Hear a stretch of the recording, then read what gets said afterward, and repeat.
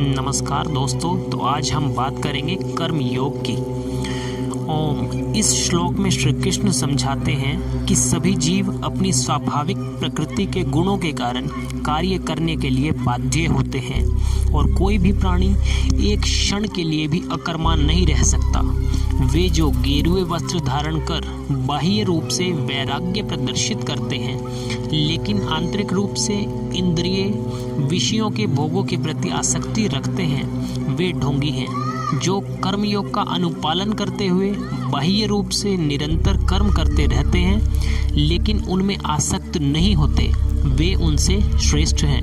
इसके बाद श्री कृष्ण इस पर बल देते हैं कि सभी जीवित प्राणियों को भगवान की सृष्टि की व्यवस्था के अभिन्न अंग के रूप में अपने दायित्वों का निर्वहन करना पड़ता है। जब हम भगवान के प्रति आभार व्यक्त करते हुए अपने कर्तव्यों का पालन करते हैं, तब ऐसे कर्म यज्ञ बन जाते हैं। यज्ञों का अनुष्ठान वास्तव में स्वर्ग के देवताओं को प्रसन्न करने के लिए किया जाता है और वे हमें सांसारिक सुख और समृद्धि प्रदान करते हैं। ऐसे यज्ञों के कारण वर्षा होती है और वर्षा से अन्न उत्पन्न होता है जो जीवन निर्वाह के लिए आवश्यक है। वे जो इस सृष्टि चक्र में अपने उत्तरदायित्व को स्वीकार नहीं करते, वे पापी हैं। वे केवल इंद्रिय सुख प्राप्त करने के लिए जीवित रहते हैं और उनका जीवन व्यर्थ हो जाता है। फिर आगे श्री कृष्ण कहते हैं कि शेष मानव जाति से भिन्न ऐसी प्रबुद्ध आत्माएं जो आत्मज्ञान में स्थिर रहती हैं, वे शारीरिक उत्तरदायित्वों का पालन करने के लिए बाध्य नहीं होती, क्योंकि वे आत्मा के स्तर पर अपने उच्च दायित्वों का निर्वहन कर रही होती हैं। हालांकि वे अपने सामाजिक दायित्वों का त्याग कर देती हैं, जिससे सामान्य मनुष्यों के मन में असमंजस की भावना उत्पन्न होती है, जो महापुरुषों के पद चिन्हों पर चलना चाहते हैं। इसलिए ज्ञानी पुरुषों को संसार के अनुसरणार्थ उच्च आदर्श प्रस्तुत करने के लिए बिना किसी प्रयोजन और व्यक्तिगत लाभ के लिए निरंतर कर्म करना होगा। यह अज्ञानी को अपरिपक्व अवस्था में अपने नियत दायित्वों का त्याग करने से रोकेगा। अतीत में महान राजर्षियों जैसे कि राजा जनक और अन्य राजाओं का यही उद्देश्य था, जिन्होंने अपने सांसारिक दायित्वों का निर्वहन किया था।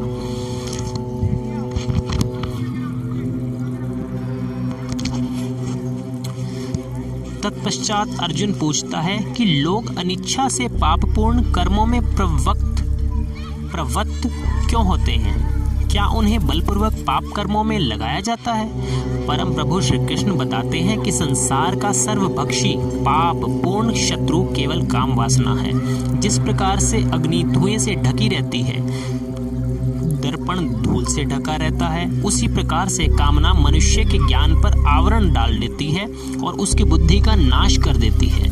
फिर श्री कृष्ण अर्जुन से आह्वान करते हैं कि वह इस कामना रूपी शत्रु का संहार कर दे, जो पाप का मूर्त रूप है, और अपनी इंद्रिय, मन और बुद्धि को वश में करे। अर्जुन ने कहा, हे जनार्दन, यदि आप बुद्धि को कर्म से श्रेष्ठ मानते हैं, तब फिर आप मुझे इस भीषण युद्ध में भाग लेने के लिए क्यों कहते हो? आपके अनेकार्थ उपदेशों से मेरी बुद्धि भ्रमित हो गई है। कृपया मुझे निश्चित रूप से कोई ऐसा मार्ग बताएं जो मेरे लिए सर्वाधिक लाभदायक हो।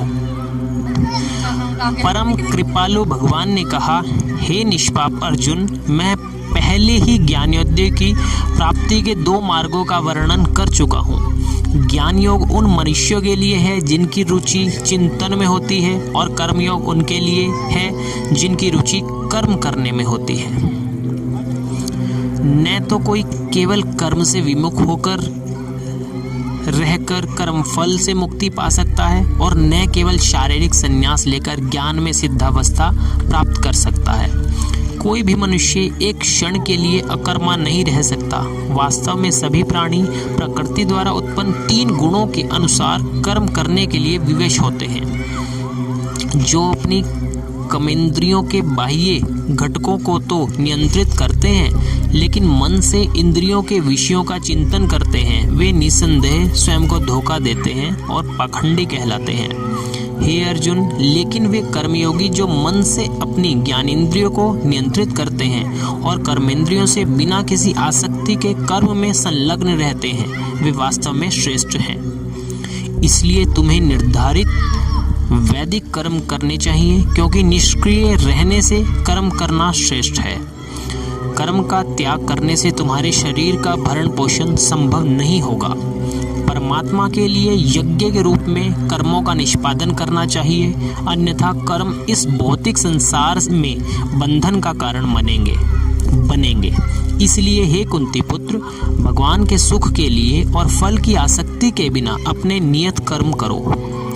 सृष्टि के आरंभ में ब्रह्मा ने मानव जाति को उनके नियत कर्तव्यों सहित जन्म दिया और कहा, इन यज्ञों का धूमधाम से अनुष्ठान करने पर तुम्हें सुख समृद्धि प्राप्त होगी और इनसे तुम्हें सभी वांछित वस्तुएं प्राप्त होंगी।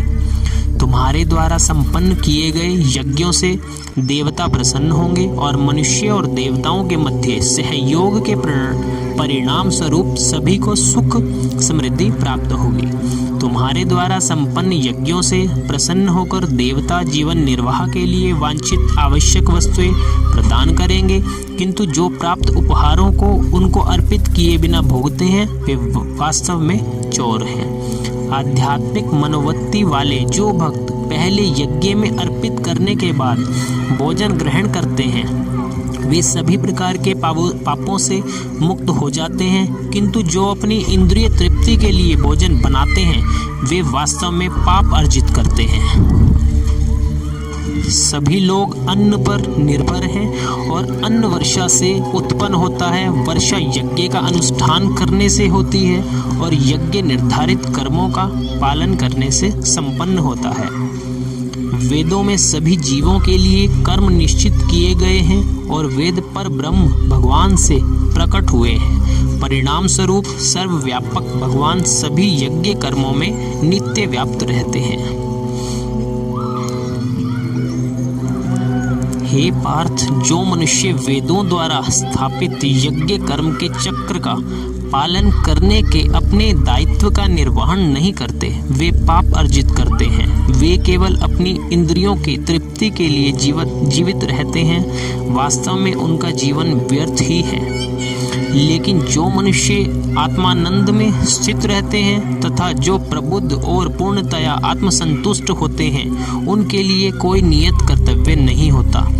ऐसी आत्मलीन आत्माओं को अपने कर्तव्य का पालन करने या उनसे विमुख होने से कुछ पाना या खोना नहीं होता और न ही उन्हें अपनी निजी आवश्यकताओं की पूर्ति के लिए अन्य जीवों पर निर्भर रहने की आवश्यकता होती है।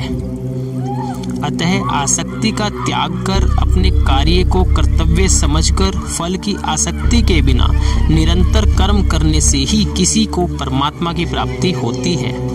राजा जनक और अन्य महापुरुषों ने अपने नियत कर्मों का पालन करते हुए सिद्धि प्राप्त की थी। इसलिए तुम्हें भी अपने कर्तव्यों का निर्वहन करते हुए समाज कल्याण के लिए अनुकरणीय उदाहरण प्रस्तुत करना चाहिए। महापुरुष जो भी कर्म करते हैं, सामान्य जन उनका पालन करते हैं। वे जो भी आदर्श स्थापित करते हैं, सारा संसार उनका अनुसरण करता है।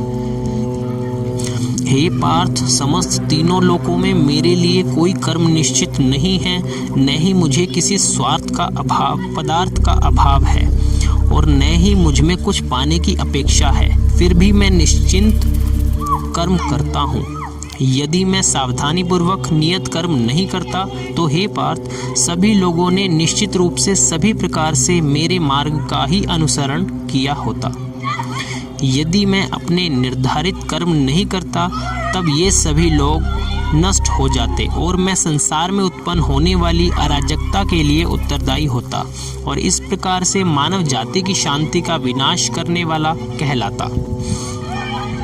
हे भरतवंशी, जैसे अज्ञानी लोग फल की आसक्ति की कामना से कर्म करते हैं, उसी प्रकार बुद्धिमान मनुष्य को लोगों को उचित मार्ग की ओर चलने के लिए प्रेरित करने हेतु अनासक्त रहकर कर्म करना चाहिए। ज्ञानवान मनुष्य को चाहिए कि वे अज्ञानी लोगों को, जिनकी आसक्ति सकाम कर्म करने में रहती है, उन्हें कर्म करने से रोककर उनकी बुद्धि में मतभेद उत्पन्न न करें, अपितु स्वयं ज्ञानयुक्त होकर अपने कार्य करते हुए उन अज्ञानी लोगों को भी अपने नियत कर्म करने के लिए प्रेरित करना चाहिए। जीवात्मा देह के मिथ्या ज्ञान के कारण स्वयं को अपने सभी कर्मों का कर्ता समझती है। यद्यपि विश्व के सभी कार्य प्रकृति के 3 गुणों के अंतर्गत संपन्न होते हैं, लेकिन अहंकारवश हे महाबाहु अर्जुन, तत्वज्ञानी आत्मा की पहचान गुणों और कर्मों से भिन्न करते हैं। वे समझते हैं कि इंद्रिय, मन आदि के रूप में केवल गुण ही है जो इंद्रिय विषयों गुणेशु में संचालित होते हैं, और इसलिए वे उनमें नहीं फंसते। वे मनुष्य जो प्रकृति के गुणों के प्रभाव से मोहित होकर फल प्राप्ति की कामना के साथ अपने कर्म करते हैं, लेकिन बुद्धिमान पुरुष जो इस परम सत्य को जानते हैं, उन्हें ऐसे अज्ञानी लोगों को विचलित नहीं करना चाहिए जिनका ज्ञान अल्प होता है। अपने समस्त कर्मों को मुझको अर्पित करके और परमात्मा के रूप में निरंतर मेरा ध्यान करते हुए कामना और स्वार्थ से रहित होकर अपने मानसिक दुखों को त्याग कर युद्ध करो। जो मनुष्य अगाध श्रद्धा के साथ मेरे इन उपदेशों का अनुपालन करते हैं और दोष दृष्टि से परे रहते हैं, वे कर्म के बंधनों से मुक्त हो जाते हैं। किंतु जो मेरे उपदेशों में दोष ढूंढते हैं, वे ज्ञान से वंचित और विवेकहीन होते हैं। इन सिद्धांतों की उपेक्षा करने से वे अपने विनाश का कारण बनते हैं। बुद्धिमान लोग भी अपनी प्रकृति के अनुसार कार्य करते हैं, क्योंकि सभी जीव अपनी स्वाभाविक प्रवृत्ति से प्रेरित होते हैं। किसी को दमन से क्या प्राप्त हो सकता है? इंद्रियों का इंद्रिय विषयों के साथ स्वाभाविक रूप से राग और द्वेष होता है, किंतु मनुष्य को इसके वशीभूत नहीं होना चाहिए, क्योंकि ये आत्मकल्याण के मार्ग के अवरोधक और शत्रु हैं। अपने नियत कार्यों को दोष युक्त संपन्न करना अन्य के निश्चित कार्यों को समुचित ढंग से करने से कहीं अधिक श्रेष्ठ होता है। वास्तव में अपने कर्तव्य का पालन करते हुए मरना दूसरों के जोखिम से युक्त भयावह मार्ग का अनुसरण करने से श्रेष्ठकर होता है। अर्जुन ने कहा, हे वृषणिवंशी श्री कृष्ण, इच्छा न होते हुए भी मनुष्य पापजन्य कर्मों की ओर क्यों प्रवृत्त होता है? ऐसा प्रतीत होता है कि उसे बलपूर्वक पाप का कर्मों में लगाया जाता है। परमात्मा श्री कृष्ण कहते हैं, अकेली काम वासना जो रजोगुण के संपर्क में आने से उत्पन्न होती है और बाद में क्रोध का रूप धारण कर लेती है, इसे पाप के रूप में संसार का सर्वभक्षी शत्रु समझो। जैसे अग्नि धुएं से ढकी रहती है, दर्पण धूल से आवृत रहता है तथा भ्रूण गर्भाशय से अप्रकट रहता है, उसी प्रकार से कामनाओं के कारण मनुष्य के ज्ञान पर आवरण पड़ा रहता है। हे कुंती पुत्र, इस प्रकार ज्ञानी पुरुष का ज्ञान भी अतृप्त कामना रूपी नित्य शत्रु से आच्छादित रहता है, जो कभी संतुष्ट नहीं होता और अग्नि के समान जलता रहता है। इंद्रिय, मन और बुद्धि को कामना की प्रजनन भूमि कहा जाता है, जिनके द्वारा यह मनुष्य के ज्ञान को आच्छादित कर लेती है और देहधारियों को मोहित करती है। इसलिए हे भरतवंशियों में श्रेष्ठ, प्रारंभ से ही इन इंद्रियों को नियंत्रण में रखकर कामना रूपी शत्रु का वध कर डालो, जो पाप का मूर्त रूप तथा ज्ञान और आत्मबोध का विनाशक है। इंद्रियां स्थूल शरीर से श्रेष्ठ हैं और इंद्रियों से उत्तम मन, मन से श्रेष्ठ बुद्धि और आत्मा बुद्धि से परे है। इस प्रकार हे महाबाहो, आत्मा को लौकिक बुद्धि से श्रेष्ठ जानकर अपनी इंद्रिय, मन और बुद्धि पर संयम रखो और आत्मज्ञान द्वारा कामरूपी दुर्जय शत्रु का दमन करो। अगर आपको वीडियो पसंद आई है तो ज़रूर लाइक करें, चैनल को सब्सक्राइब करें, नोटिफिकेशन बेल ऑन करें। इसी टाइप की और वीडियोस आपको मिलती रहेंगी। धन्यवाद।